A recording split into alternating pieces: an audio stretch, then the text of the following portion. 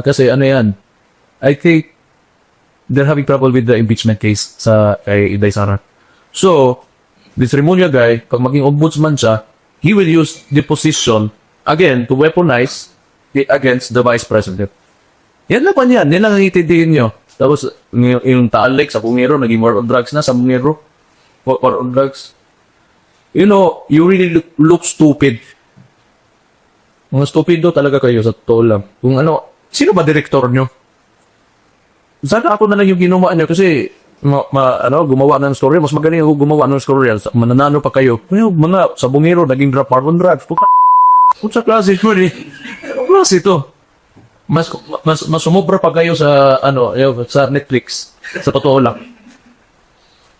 You are ridiculous people. It's very ridiculous. Kung gagawa kayo ng story net tapos mahirapan na kayo manalo sa election, parang tanga.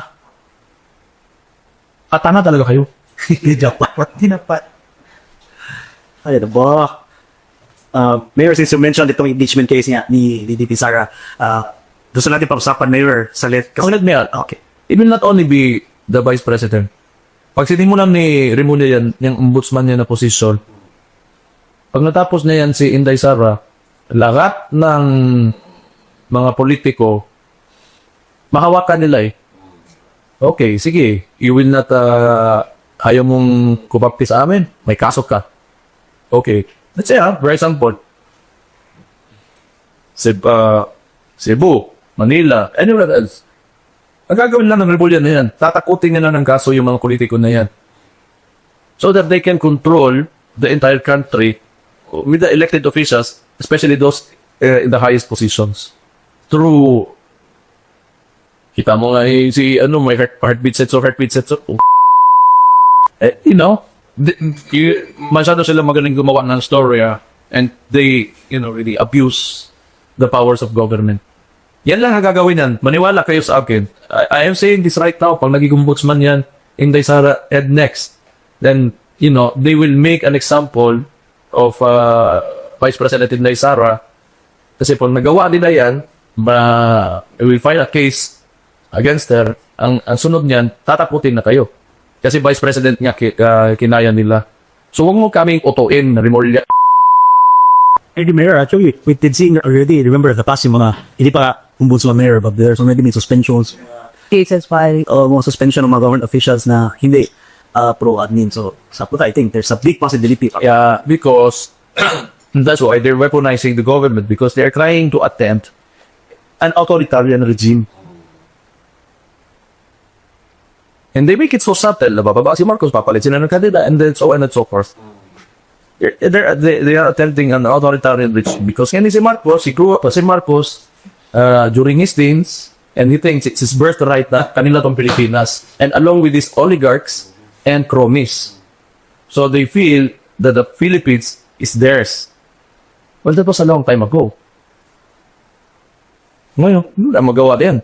Why are you still attacking these people educated? Wala na yan din yan. You will fail. You will not succeed with what you are doing. I am sure that Taal Lake, pwede naman dyan lang sa bakod ng kung saan ka na Taal Lake mo, sabi kayo, wadramo. May Taal Lake. Kung ako may tapon akong patay dyan na lang sa sauce, di ba? Taal Lake. We're not it.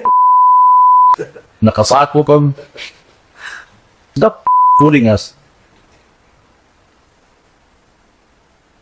Then war on drugs. Sa Bungero, na naging war on drugs ang pangit na palabas nyo. Ang pangit talaga. Kung sa Rotten Tomatoes yan, 15%. Kung sa IMDb, maybe IMDb is much more mainstream, 4. Wala. It's not a good movie. I'm telling you. What's funny is, even mainstream media, some members of mainstream media finds it also ridiculous. Yung pag-connect nila sa Bungero case and war on drug, which tells us na talagang pangutik na sa tabi. Yeah, you precisely. No, di ba? 3 minutes natin the response dyan. Nasa... Mike na daw, ang yung 5. Okay. No. Ginagawa lang nila ito lahat so that they can, move freely in maneuvering money because, corruption is very rampant in the Philippines. So, I think this would be the time na may maganda kayong nakita as an exhibit of ano ang pangit na gobyerno. So, tayo mga Pilipino, we should learn from this. Wala na yan. Hindi to Hollywood. We are talking about the lives of people. Yung mga tanga lang man din ang naniniwala dyan na may dissent talaga. You cannot, sa politika, tulad namin, mga Duterte, may ayaw din talaga dyan. So, be it. But, if they believe kaling itong movie na ginagawa na mga, I think you're to the people. Kung hindi kayo mga ano kayo na mga ito ng movie mo?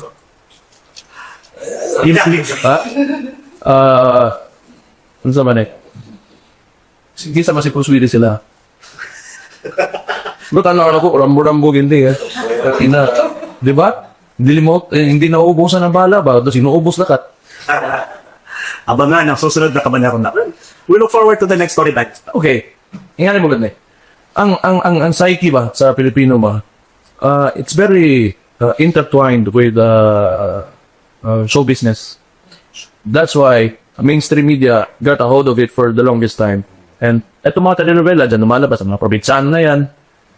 Embedded kasi sa isip ng tao na Pilipino na paggaling sa mainstream media, parang it has a subliminal effect sa mga tao. When they see something on the news that comes from mainstream media, they tie it to the things that they watch on television.